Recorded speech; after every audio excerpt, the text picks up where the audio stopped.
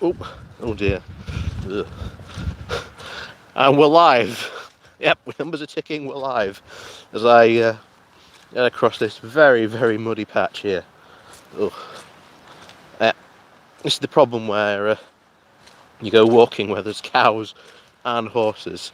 They have the wonderful ability to make some very, very muddy areas for you, which is always fantastic. But yes, there we go. Welcome, welcome, welcome, one and all, to the Good Morning Walk. Brought to you by my wonderful dead cat and squirrel. We have that on today, so hopefully that will lessen the wind noise that we had last week. Obviously, it is the wind at the end of the day, so I can't do much. I can only do so much to try and kill the noise, so to say. But first things first, and always.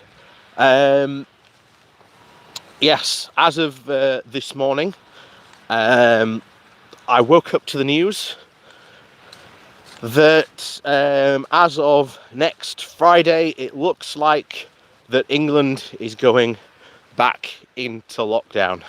I don't think that surprised or has surprised anyone.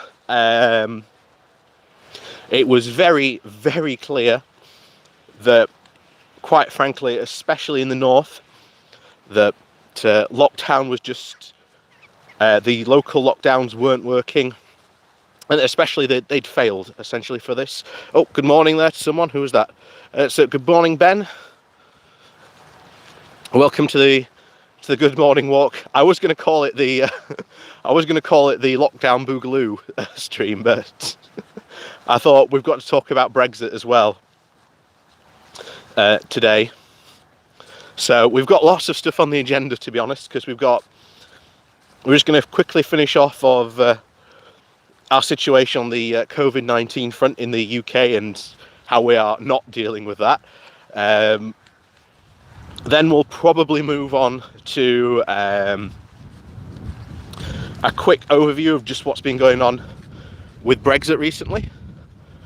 And then, of course, I think once again, even though we did a video of it just yesterday, we are going to have to go over the absolute ridiculousness of how the left has been, well, how momentum is essentially failing completely to get a grip on what the hell's going on in the whole Corbyn situation. And I know it sucks for many people. Anyway, it looks like we've got a couple more people joining us now. So, someone from Finland, you have snow. We might get snow. Who knows? It's the UK, so we have to take a gamble on whether or not we are going to get snow. But nevertheless, we might maybe one day do this walk with a bit of snow. We don't know. We'll have to wait and see. Just realised my hair's all over the place. This is what happens when I was aiming for my deadline this morning and I just walked out of the house completely. I've just been like, yeah, I'm going to have to get a hat, I think. Yes, further lockdown, Ben. I think that this was pretty much obvious to a lot of people this was going to happen. It's certainly obvious to me. I could see it coming a mile off, purely for the fact that it was very, very evident that they lifted the lockdown restrictions far too soon. Not only that, but there was a report released very recently that the Eat Out to Help Out scheme essentially helped to kickstart this wave that we are in. So once again, Rishi Sunak is finding himself in hot water yet again. And of course, tomorrow, or shall we say today, is Happy Furlough-ween. Congratulations, furlough as of tomorrow is officially over, and this could cause a lot more hurt for a lot of businesses out there, especially obviously next week going back down into lockdown. We don't know if there's going to be any more help or support provided. We quite frankly just don't know, which to be honest is shocking, because as usual we've got a government who is, well, looking at this completely short-sighted. For example, the furlough scheme. You look at the furlough schemes in any other country, they all got extended. All of them, without an exception, they all got exceptions as soon as they could see that it was very clear that the virus, or the coronavirus, was nowhere near done. So pretty much every other country and their furlough scheme has got extended. Not only that, Matt Hancock came out and said that we were one of the most generous countries in helping out businesses. Once again, you'll not be surprised to find out that is completely wrong. We are actually the least generous when it comes to supporting businesses. So we are going to be in for such hard times next year. Hard, just it's going to be just unbelievable. And then we've got Brexit on top of that, which is also going to add another layer of mess to this whole thing. And it's going to be tough. It really, really is. It's going to be tough for so many people out there. So many people who have jobs, businesses. They're going to lose almost everything because of this, and because of the government won't support them. Oh, hang on. Got a bit of extra wind there. Hopefully I do have the cat on this morning, but like I said, there's only so much I can do about trying to limit the wind. So hopefully you can still hear me.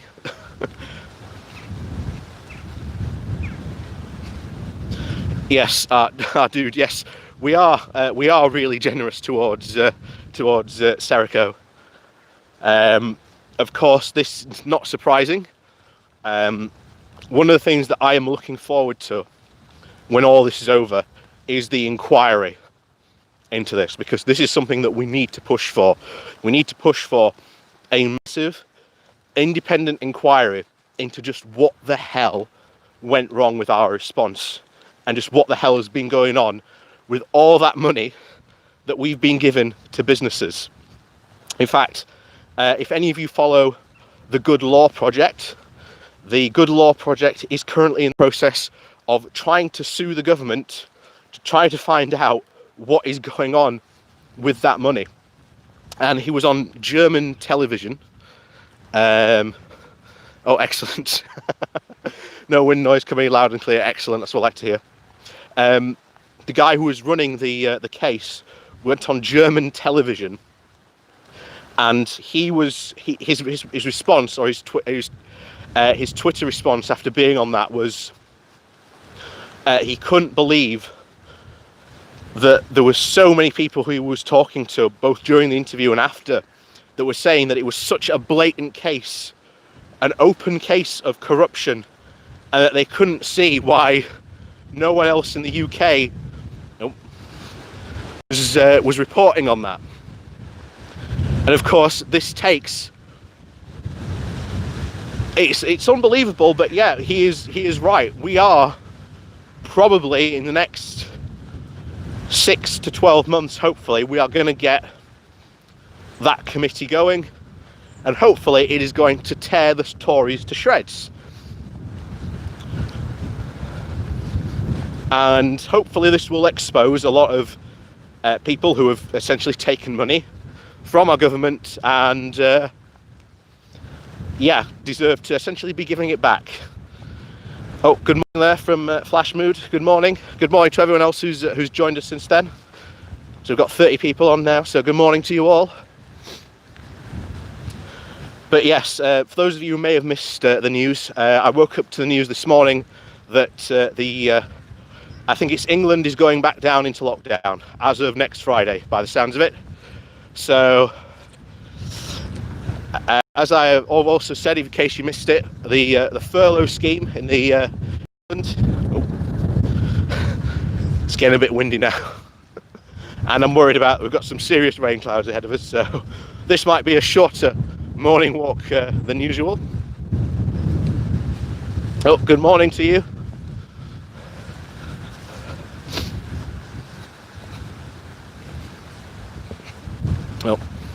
Oh, large one from dude there.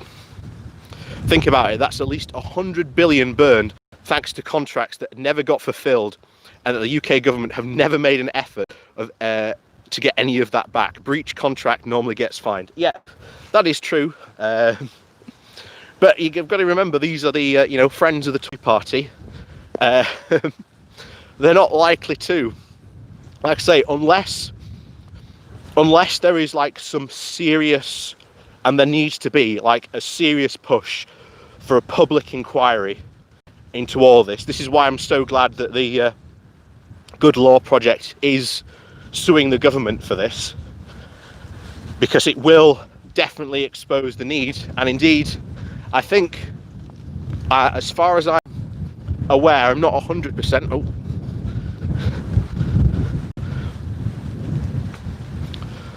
Yeah, normally it would be Starmer's job. But, like I say, I'm trying to figure out what really Starmer's plan is. Like I say, we'll get into problems of the Labour Party. I'm sure many of you may or may not have seen my video that I posted on Friday, following the events of especially Thursday. But I think we'll go over that later. But yeah, this is going to be bad. And I'm really worried, because I'm in the north, and especially in my area in particular. I think I've said this before, but it's well worth repeating, that my town, and especially towns in and around up in the north, are still suffering from the effects of the miners' strike. So think on that, that not only my town, but towns around us are still suffering for that. Quick question, do you reckon there will be a deal? Definitely going to go over that later, so don't worry, stay tuned. But yes, I do think there is going to be a deal, but we'll get back to that. In fact, we'll jump onto that after I've just quickly covered this, so stick around for that. So, as I said before, the whole, my town is still suffering the effects from the miners' strike. The north is still suffering from the economic downturn that was caused by the 2008 crash. You've then got this current recession as well, on top of Brexit, and most businesses in the north do the vast majority of their business, their international business, with the European Union. This is going to be an absolute disaster for the north. I don't think we're going to have seen anything like this since the 80s. And if it's as bad as the 80s, then yeah, it's going to be bad, but at least we got off slightly lucky, and that it wasn't worse than the 80s. But I really do worry that the north is going to be in for an absolute beatdown of what's going to happen. I think it's just going to be one crisis after another, and it's just going to absolutely break. Oh. And I think it's just going to absolutely break the north already more than it is. And that's going to be an absolute shame, and it will be the responsibility of the Tory government that have quite frankly just destroyed the north. And yeah, that's essentially it. So, someone there, good morning to the people in Oregon, or good afternoon, I'm not sure. Yeah, America's going to be very interesting in the next couple of days. Like I say, I don't know if you can, wind's a bit strong. Like I say, I do have my I do have the squirrel on today. Oh, good morning from the Netherlands. Good morning. Like I say, welcome, welcome, welcome, one and all. We're now going to go over Brexit because, well, from one bad news to the next. We got news essentially this week, according to the Irish Foreign Minister. He has essentially said that there is going to be a Brexit deal in the next 2 weeks. So this could be quite interesting as to where this goes, because we've not only had that, we've also had the news as well earlier on in the week that Boris Johnson was going to wait to see which way to jump for a no deal or to try and get a deal from Europe entirely based on the US elections. So this does keep obviously the Irish Foreign Minister's pronouncement that there's going to be a deal in 2 weeks' time. Of course, the US election is 4 days, is it? 5 days, something like that away. Wow, we 31st, first, yeah, 4 days. And of course, we got the news from our former EU diplomat that Boris wants Trump because he thinks he'll get a better deal from Trump than Biden. And as we've read over those articles and those, the stuff that we've heard from foreign ministers, that is very what likely Boris thinks that might happen. So if Trump wins on November 3rd, which I hope he really doesn't, then it would be very likely that Boris might decide that he's going to go and get a no deal from the EU, and then try and cozy up to Trump as much as he possibly can, because I'm sure, as you may or may not remember, that that the Brexiteers' core pillar for Brexit was to try and get a US trade deal. And of course, the reason why they want this is because there are a lot of essentially free market fundamentalists currently in the Tory party, in fact, running the Tory party. And essentially, if they get this trade deal with the US, they can essentially start doing as much backdoor deregulation as they want. That is their idea, that is their goal, because then they don't have to necessarily pass it through the Parliament. Now, someone said there that Congress would block it, and you are right.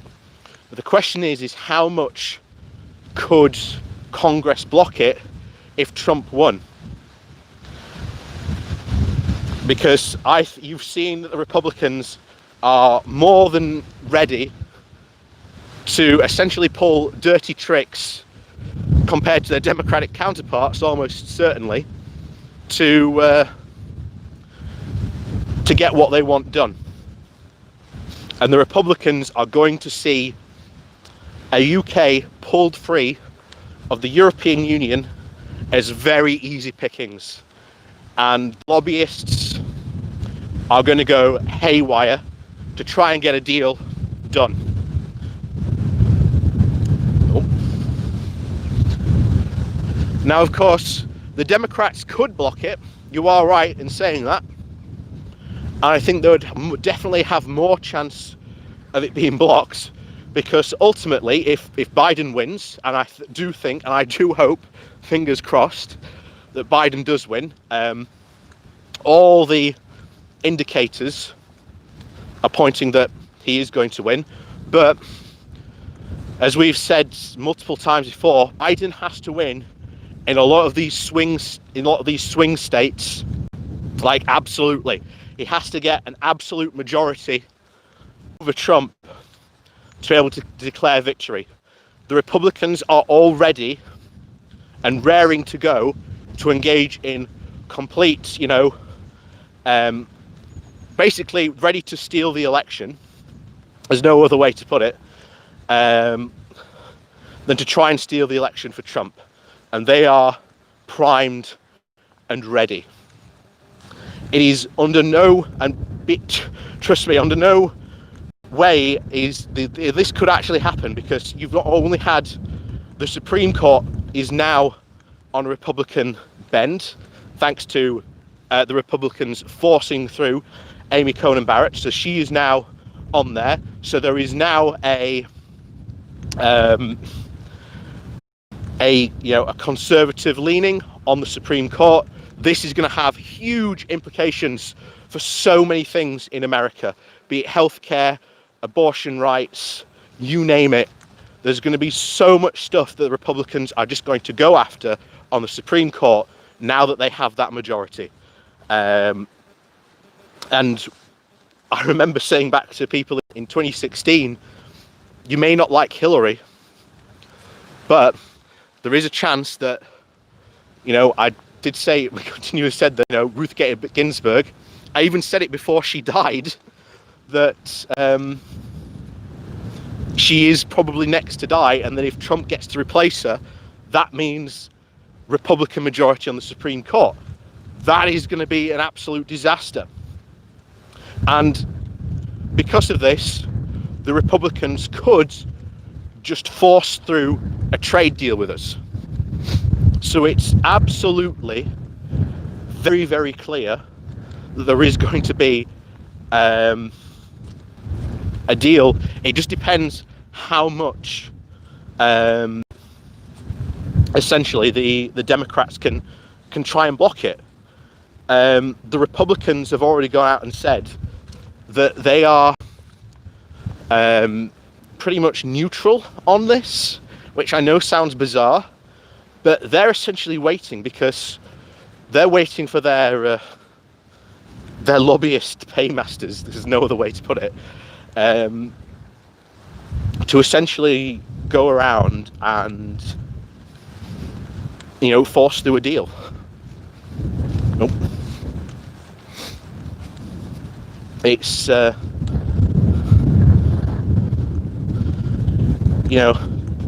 I say, I do hope Biden does win, but there's going to be lots of a whole heap of shall we say shenaniganry going on election night. So to those people in America who are watching, I do hope that this is a normal election for you, and I say that with sincerest hopes, that I do hope that there is no foul play, but I know that there probably will be, and that will be the upsetting thing to, I think, a lot of people. But that now means that you have to now take, like we are in the UK, going to have to take a very serious look at our democracies and how they work and where the problems are, and start to sort them out. So one thing that the Democrats have definitely identified is to get rid of the filibuster. The other thing is to put, either they can A, pack the Supreme Court, but the problem is if they pack the Supreme Court, then it's very likely that the Republicans will do so as well. And that's the danger. The other thing that they could definitely do is put term limits on the Supreme Court, which I definitely think is the way forward. The other thing is to get rid of the Electoral College. Again, how successful that will be, we don't know.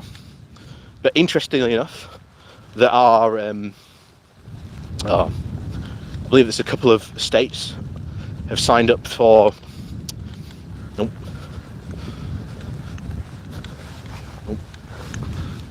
Can we see them? Nope. Dalmatians there in the background.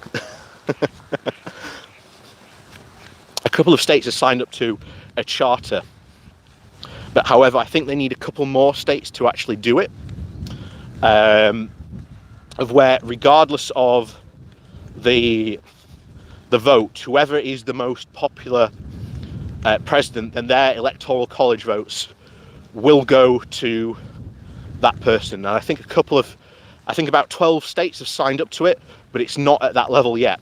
But what essentially that will do is that these states will essentially ignore the electoral college and give their votes to whoever wins the most popular vote. However, at the moment they can't do it because I think they need like 100 and something more extra delegates. So they need more states to sign up to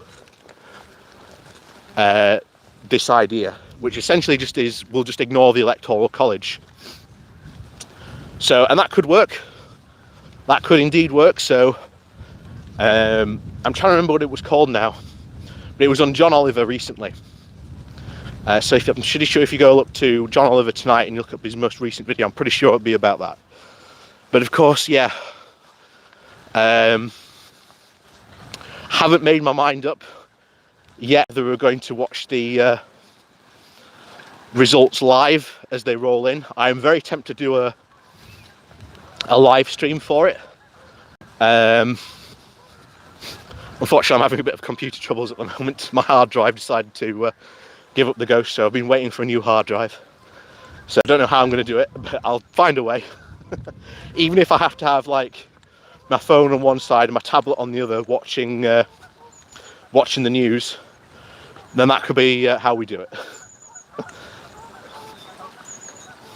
But it is, all I can say is best of luck. I do hope Joe Biden does it.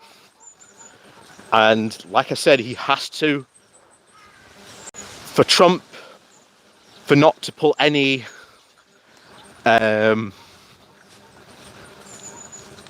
chicanery, I suppose that's the best way to put it, he has to win majorities, very clear majorities in a lot of states. But more interestingly enough, the big wins for that night will be places like Texas and even Arizona, for potentially the first time ever, or certainly a long time in case of I think Arizona, them going blue, which will be very interesting. But yeah, like I say, if depending on how the election goes, it could mean that Boris decides to go for a no deal, which again will be absolutely disastrous for our economy. Even if he does decide to get a trade deal with America, it's not going to add much to our economy. Of course, next year is going to be the big push to try and prove that Brexit was a success. And as you've seen very recently, we quote, did a trade deal, but it was anything but a trade deal. It essentially just assigned continuity to what we do with Japan, and essentially it did nothing.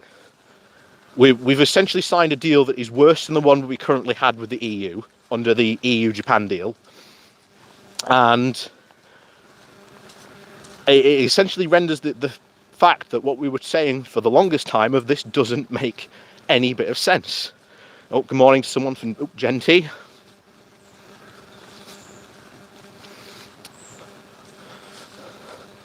Yeah, well, just to reply to someone there,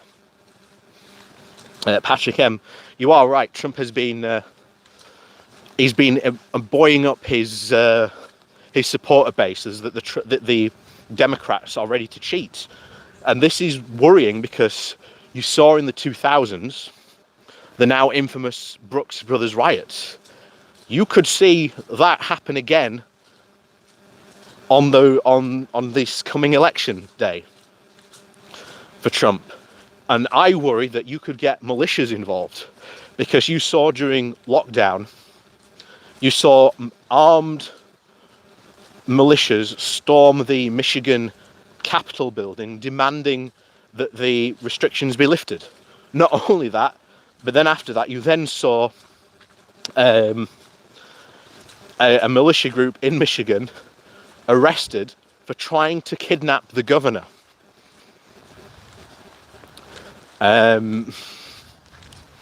Yeah,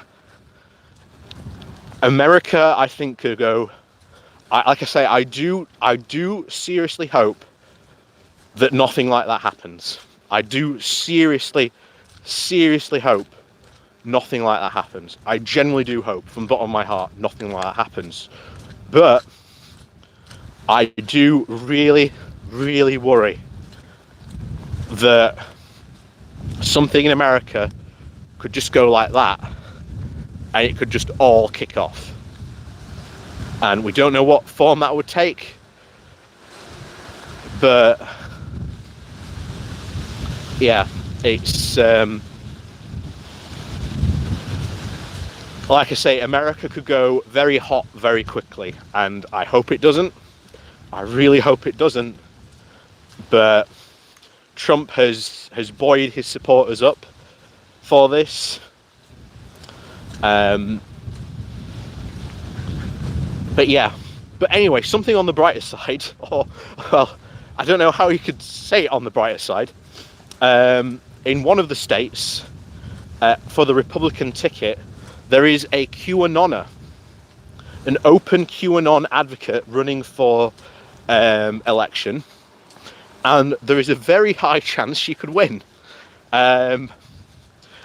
So expect, if she does win, because there are high chances that she could win just because where she is, if she does win, we might be reporting on some absolutely insane stuff coming out of her mouth, and that will be regardless of whether Trump or Biden wins, because it's very likely, from everything that I've read, that she will likely get in regardless of which way it goes. But yeah. Anyway, back to Brexit and the soy sauce debacle. So you obviously saw our trade department of International Trade, and all the Brexiteers have been desperately trying to prove that Brexit is a success, and next year they are going to go hog wild. I don't know which state it is, but I'm pretty sure if you look like QAnoner running for office, I'm pretty sure you'll find her. But I know she's not the only one, but I know that she's definitely the one that's likely to win. And I really do worry that could but anyway, enough about America. Back to Britain. Obviously, next year, the Brexiteers are going to be desperate in any way, shape they can to prove that their Brexit has been a success. And this is where we get into the soy sauce debacle, because I saw many pro Brexit channels and even pro Brexit people, when we reported on just how bad this deal was, they were all missing the point and reading deeper into what this deal actually does. This deal for us is only going to add it's 0.07%. So that's nothing in terms of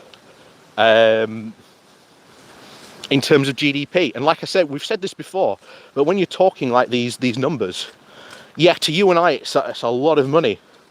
But when you're talking like GDP of countries, it's a drop in the ocean. Imagine for a second that you were going to give someone like 0.07% of your income for a second. Just imagine how small amount of your salary you would be handing over there. It's tiny.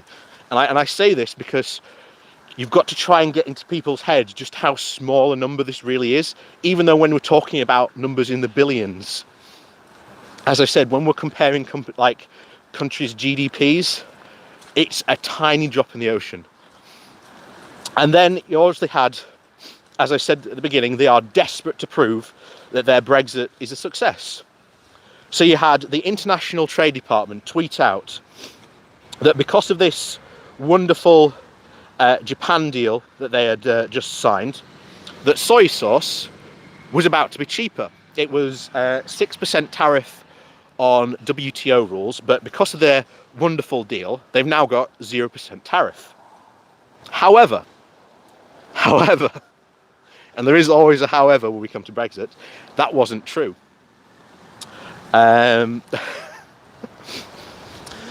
So, first things first, under the current deal that we have with Japan, under the EU-Japan deal,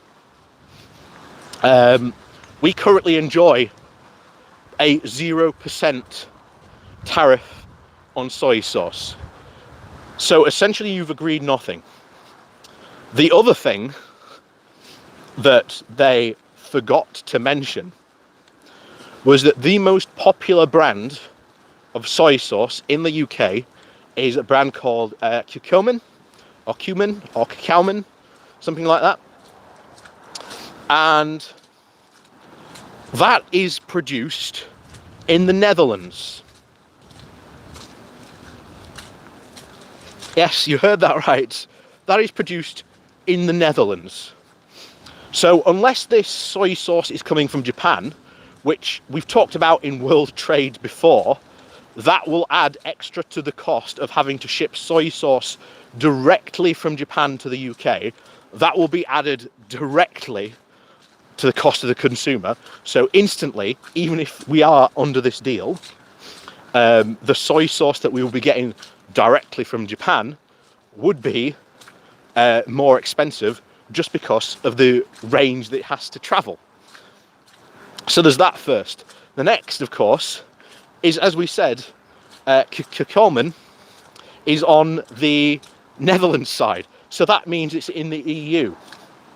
So if we end up with a no deal, or if we end up with a deal that doesn't include soy sauce, then the UK's most popular brand of soy sauce will get more expensive because it's being produced in the EU.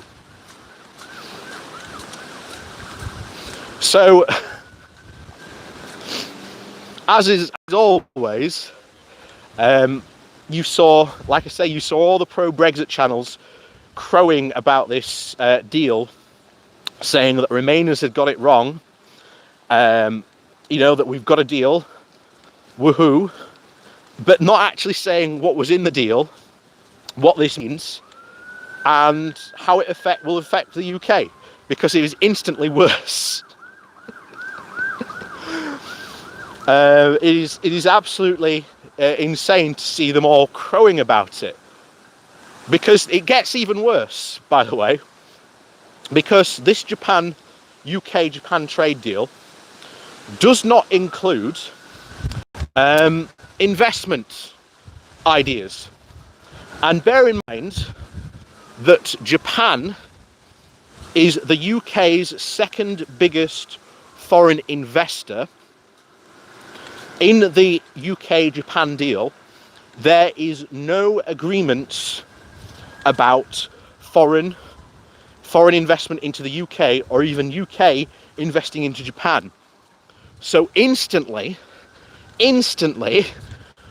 we are talking about a lot of Japanese investments drying up overnight because there are no more rules regarding international investment from Japanese companies, or even more Japanese businesses wanting to invest in the UK, because they can't do that anymore. The rules just aren't there. That was completely absent from the deal. So that is going to affect us as well. So instantly, as we always said right from the very start, this was just a bad deal.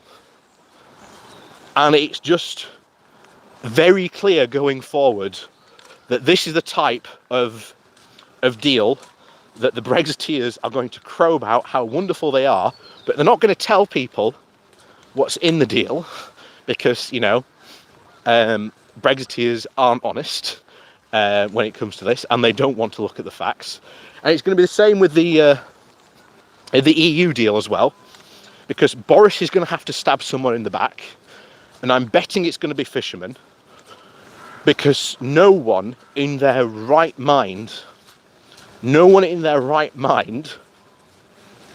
would sacrifice the entire UK economy for an industry that is worth 0.1% of our GDP.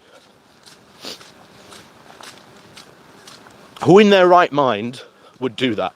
Apparently Boris Johnson might, but that's definitely a topic for another time, which is very, very terrifying. But yeah, quick aside though, has anyone seen the new Spitting Image?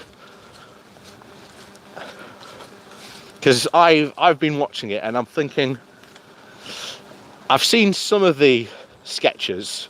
I haven't watched any of the full episodes, but I've seen some of the sketches they've released on YouTube, and I just watched them and I think, while some of them are like, okay, I get that funny. It's funny that when they're in the cabinet, when Matt Hancock speaks, they instantly all turn around to him and just go, "Oh, go stand behind the plant, Hancock." I think that's quite funny, and that's quite vicious.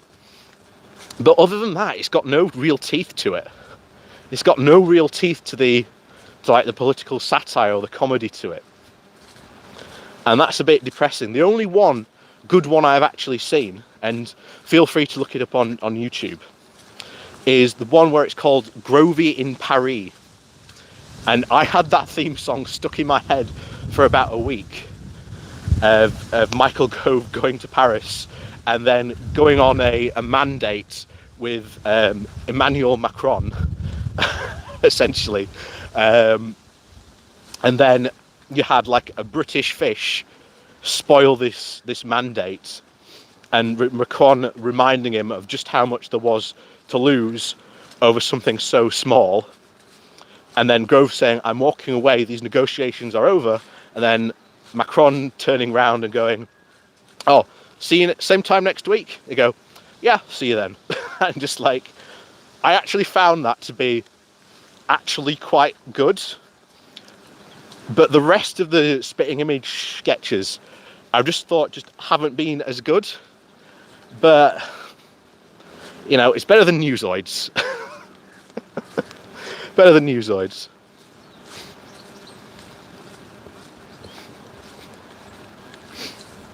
Oh.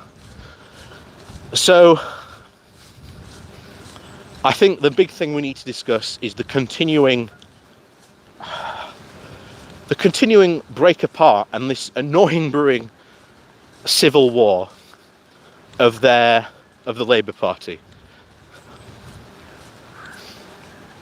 That's I'm just so disappointed that so many people can't see the bigger picture in this. So disappointed. And there was one guy who commented, and I made sure to remember his comments. I was hoping that he might be here today, but I haven't seen him in chat. But I'm sure if he hears his comments, he'll pipe up. But before that, please do hit the like button, because oh wow, we've got over 100 of you watching. I hadn't realised that. So please do hit that like button. It does help out the stream and it gets more people in. We get to have more conversations with people, which is what I want. This is what I like about these good morning walks. It gives me a chance to talk to you, my audience. Always fantastic. And of course, thank you very much to the people who do support me on Patreon. Your support is very, very much appreciated on this. Soon, by the way, I hope to be I'm setting up a YouTube membership, where if you subscribe to the YouTube membership, it's not ready yet, but I'll tell you when they are. You will get badges when you comment. You will also get unique emojis that you can use. Coming soon, a smiley face with a bowler hat. And other types of hats. Because that's what I asked you for a couple of weeks ago, and that's what some of you said you wanted emojis with hats, so that will be coming soon. And should you like to become a Patreon, or you just want to give me a one-off donation, there are links down below to that. There's a Patreon and of course buy me a coffee link. So thank you to everyone that has supported me, either one of those two ways. Your support is very, very much appreciated. But on with this annoying, super annoying Labour Civil War. So here's a quick recap for those of you who oh.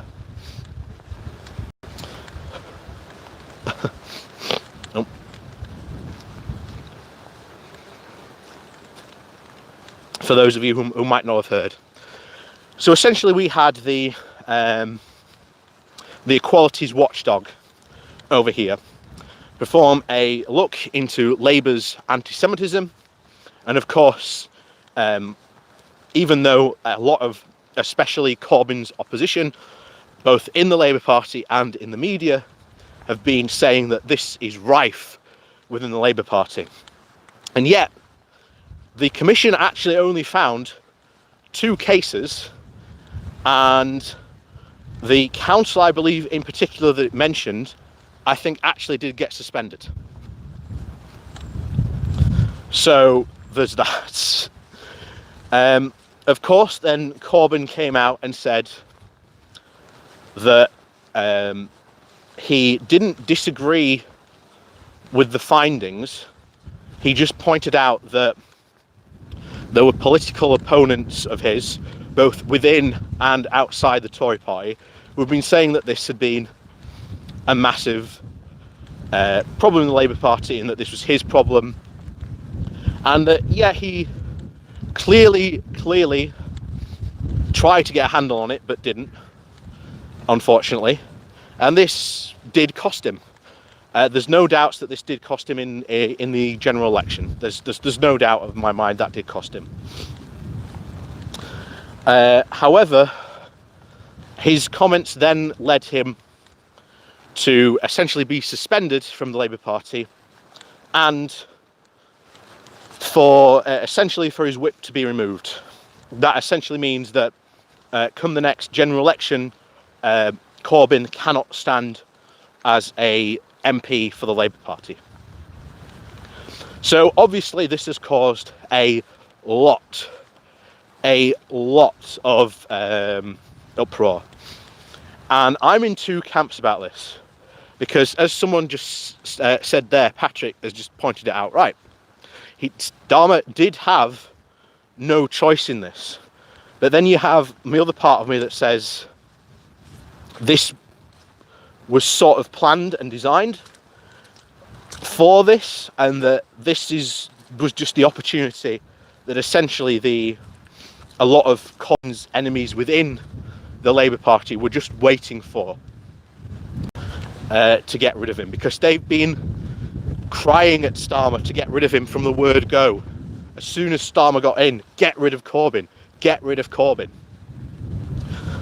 And of course, we went over last week that we had the absolute, was it last week or the week before? Might have been the week before. Might have been the Good Morning Walk a week or 2 weeks ago now. That there was the hashtag trending of Starmer out. And this was going to be an attempt by the far left, from what I could tell by the Canary and other the sort of left-wing newspapers or left-wing blogs, should we say, in the UK, that they were not only going to get Starmer out, but they were also going to challenge Starmer for leadership. Now, at the same time, they were also advocating for people to leave, for members to leave the Labour Party on this. Hang on, just wiping off some mud. There we go. Means I don't have to do it later. So this was very, very contentious, and I am really split in 2 ways to which Starmer could or couldn't have done. Now, it's undoubtedly clear that Starmer was put in between a rock and a hard place, because if he hadn't got rid of Corbyn, then that would have potentially shown a weakness to the Tory party that Boris and others could exploit, and something that the Tory media could run with, that even though Starmer's in charge, he's just a puppet master to Corbyn. That could have very well been the narrative. The other thing is that even if he does throw him out, this breaks up a somewhat united Labour Party. Because there is no doubt, very obviously, that Starmer has been doing a very good job taking on the Tories head on. And good job to him. Excellent. It's what we like to see. It's what we need. However, as I've said before, Starmer needs to be putting out policies of what a Labour Britain, and setting out his vision for what his version of a Labour Britain looks like. He has to start doing that now. And even though the election might be 4 years away, it's never too early to start doing that. And even though, as I've said before, when, the policies that he might put out might not be the reflective of the Britain that was, and that he might have to backtrack on some of those policies, Starmer can backtrack on them no problem and just say, we can't do that policy anymore because the Tories have screwed over the economy. So now we have to rebuild the economy thanks to the Tory party. So he could do that, but I also do understand the argument of not releasing any policies that are, shall we say, timed, because the UK is going to look very different in a year's time. So any policy he releases now could very well be out of date. So I do agree that, and I do get that argument. However, we've got to look at it like this. The left in the UK needs to be bigger than one person. One person cannot define the entirety of the UK left. Yes, I am upset that Corbyn has been suspended. Yes, I am very upset about that. I know it sucks. I'm fully confident that that hearing is going to be an absolute farce. Because if you know anything about Corbyn, you know that for his entire period of him being an MP, he has been a constant fighter against racism in all its forms. So this is just going to look like an absolute farce when that hearing comes forward. So that's going to look very bad on Starmer. The other thing is, and this is where we get into the comments now. You saw a lot of people say that it's time to people on the left to leave the Labour Party and start their own party. I've said it time and time again. The only way the left gets into power is if it takes over the Labour Party. And it has to take over the Labour Party. Or it gains power through the Labour Party. Now, a lot of you may not like Tony Blair, but it was very, very clear that the left did have significant wins under Tony Blair. Not as big as people would have liked, but you know what? It's better to have your foot in the door than 2 feet outside. And I was hoping, and as you've seen with Momentum leading its charge to try and save Corbyn, it's really depressing because Momentum brought a massive youth vote, and more young people got engaged, and even slightly older people as well got engaged with politics and got into the Labour Party. And just generally got engaged with politics probably for the first time through Momentum. So Momentum has done an absolutely fantastic job of doing that.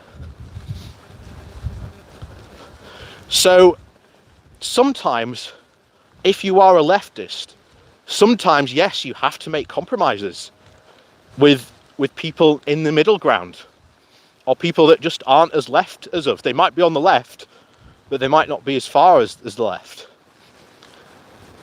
And you have to make compromises. And it just seems that Momentum and all these other people do not want to make compromises. It is far better, as I just said, to have your foot in the door than 2 feet out. And this is exactly the problem that we are having at the moment.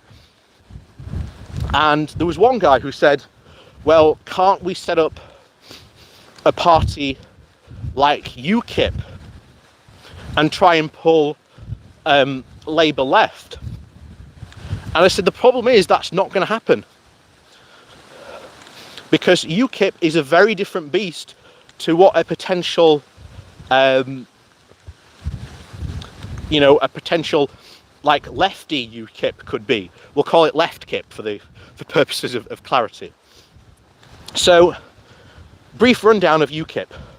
UKIP got massive funding from millionaires and billionaires who were basically dedicated to trying to get the UK out of Europe. Not only that, but they ran very clearly and arguably very successfully at the European Parliament, and because of that, because they were in the European Parliament, they got funding through that. Where is a left party meant to get that type of big funding from? And lots of people are going to say, oh yeah, it was from, they're going to get it from the people, going to get it from the left. That's not going to be enough. That is no way going to be enough.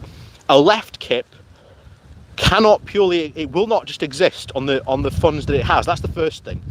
The second of all was that a lot of people do not understand that if you leave the Labour Party, you are going to leave a lot of the Momentum MPs and a lot of the MPs who are on our side high and dry when it comes to trying to affect policy changes in the Labour Party.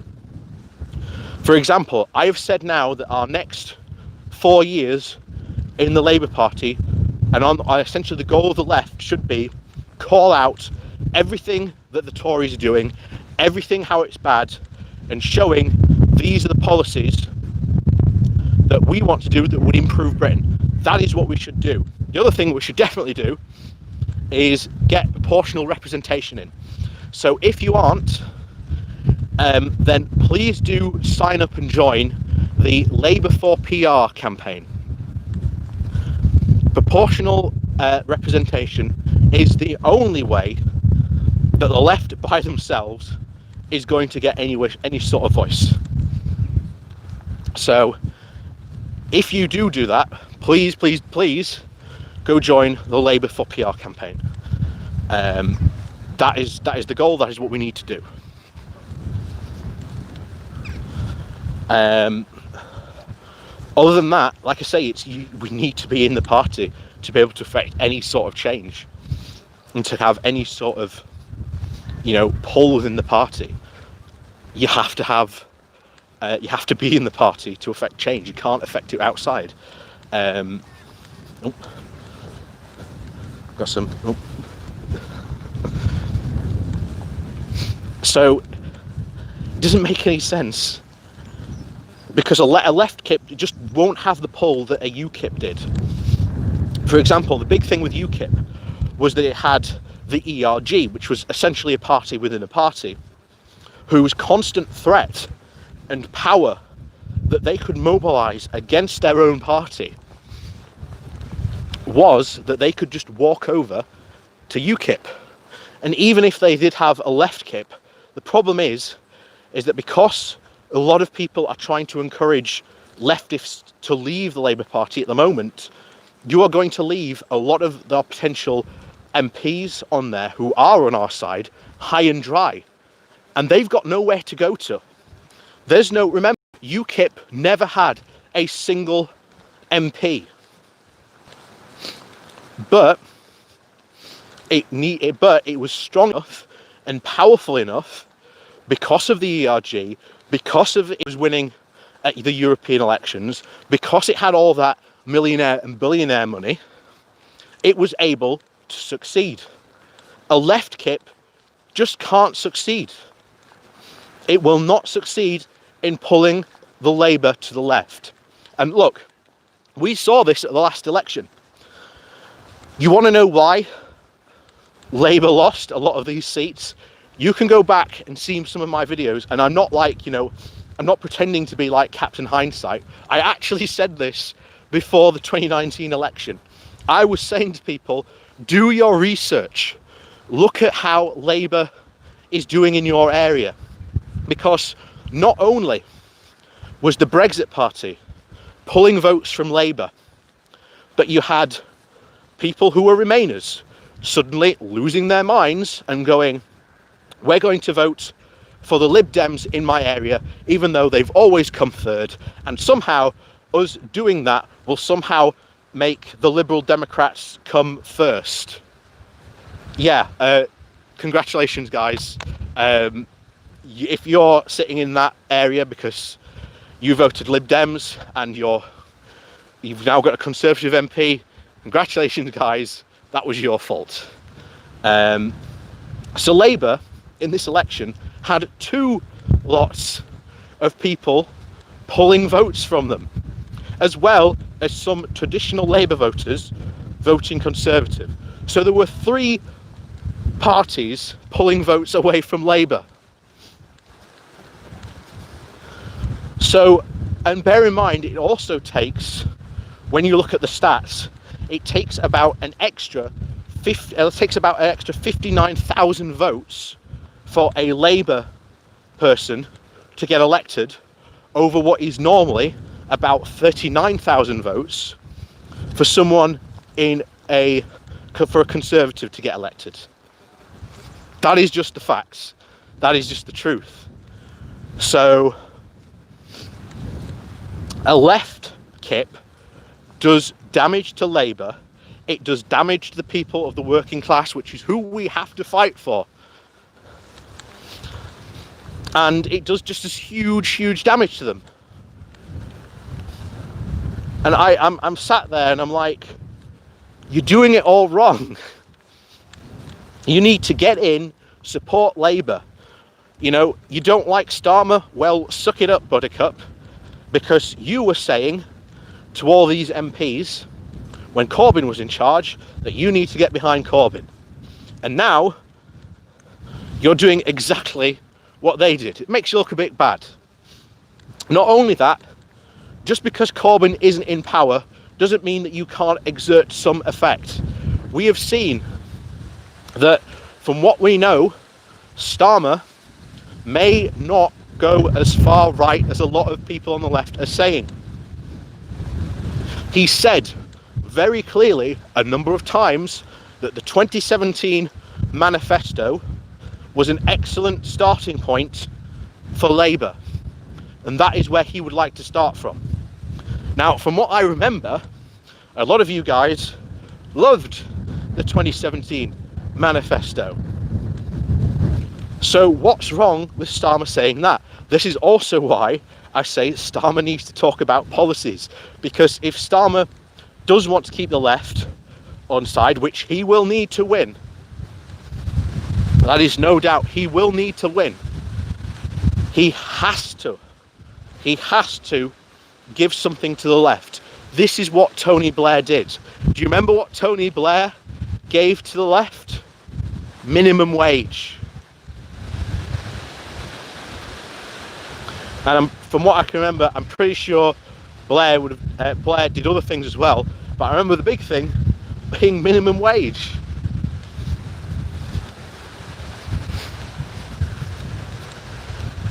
And that's it. It's.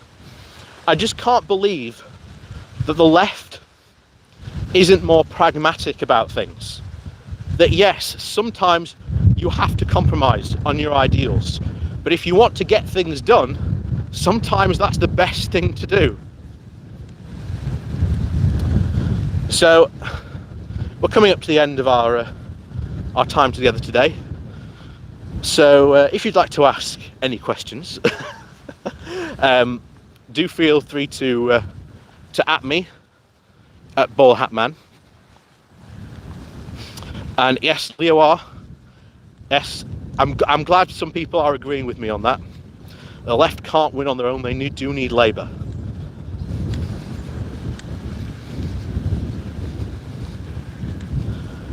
So that's essentially what we need to do.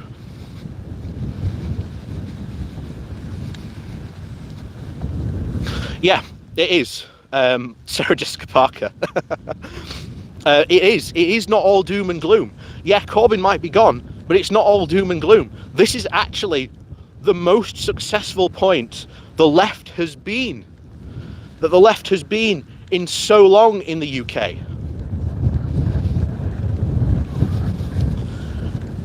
And it's, you know, it's not all doom and gloom. It really isn't.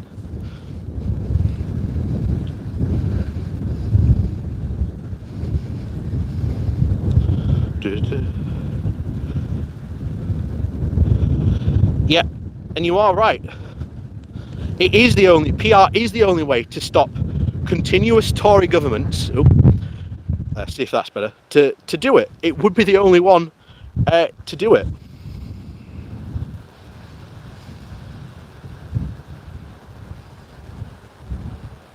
So, Phil, what date do you predict the announcement of the Brexit deal will happen? Sweepstake. I'm picking November 5th. I think you're right. I think a lot of it does rest on the on what happens in the American elections. I think it might be maybe a bit later. I think you might see it maybe about after a week. So I'd say maybe about the 10th, maybe. Like I say, I don't think it would come that quick. But you are right, it does depend a lot on the US election. So again, we'll just have to wait and see what happens, which is the shocking thing. You know, it's very rarely that we have a government of we say we have to wait and see what happens. Someone there. There's a deal, question mark, what is it?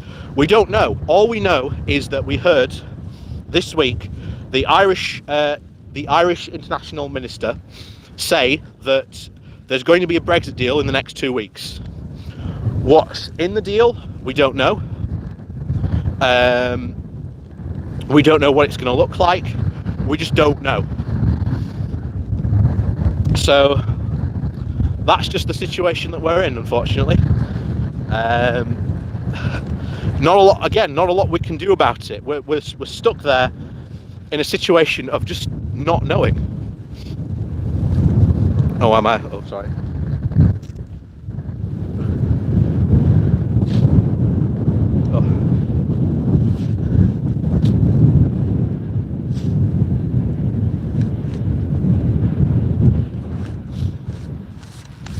Oh, sorry about that. Sorry about that. There we go.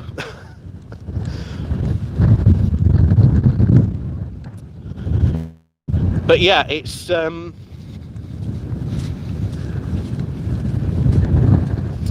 it's insane that we are in this side of we just don't know what's going to happen. And it's shocking that most governments would have a plan knowing what was going to happen and going to go forward. You know, the EU, you are right there, someone just said the EU are happy for transparency. They are the most transparent form of government when they do these types of trade deals. So it's very likely that when a deal gets announced, we're not going to hear it from the British government first. We are probably ultimately going to hear it from the EU governments first, and what their thoughts of it are, because the EU is going to have to put it forward in an open fashion to its member states. And it's very likely that if this deal is like a massive climb down, which I highly suspect it will be on the British part, and Boris is going to have to betray someone, and I highly suspect it's going to be fishermen, Boris and co are going to have to find a way to spin this deal as it being good. It's the only way they can do it.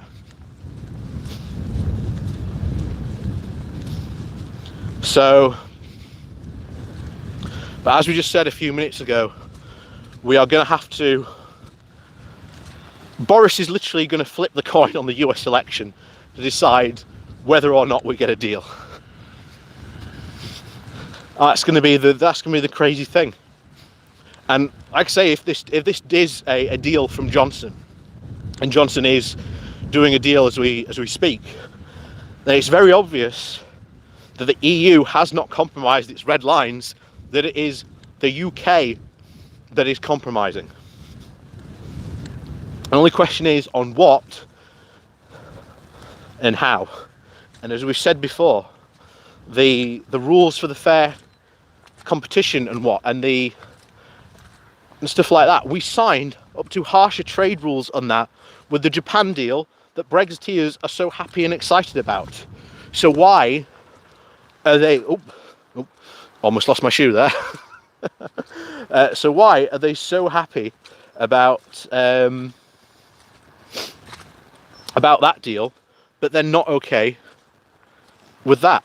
And someone said, yeah, the EU cannot compromise on its single market.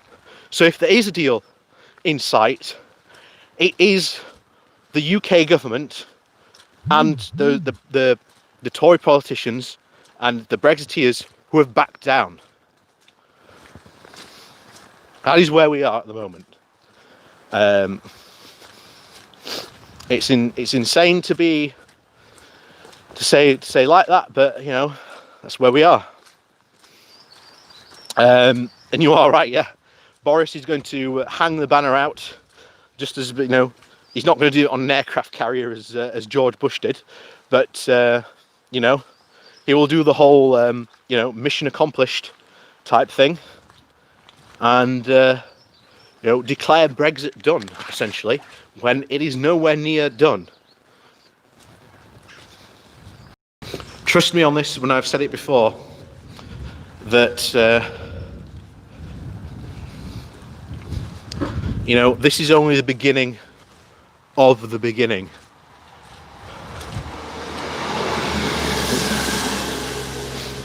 You know, this is only the beginning of the beginning of Brexit. It's the beginning of the end. You know, we now have to live under. And as I said before, there's going to be some very, very upset people, especially Brexit supporters, because they were sold on this promise and idea of that this was the ultimate idea that it was going to make their lives better. And it's not. And it's going to become very quickly very evident that it is not. So, as is always, we've got to finish off with a pony.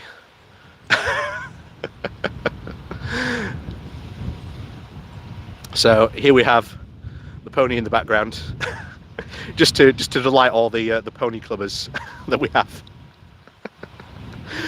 So, as always, thank you very much for joining me.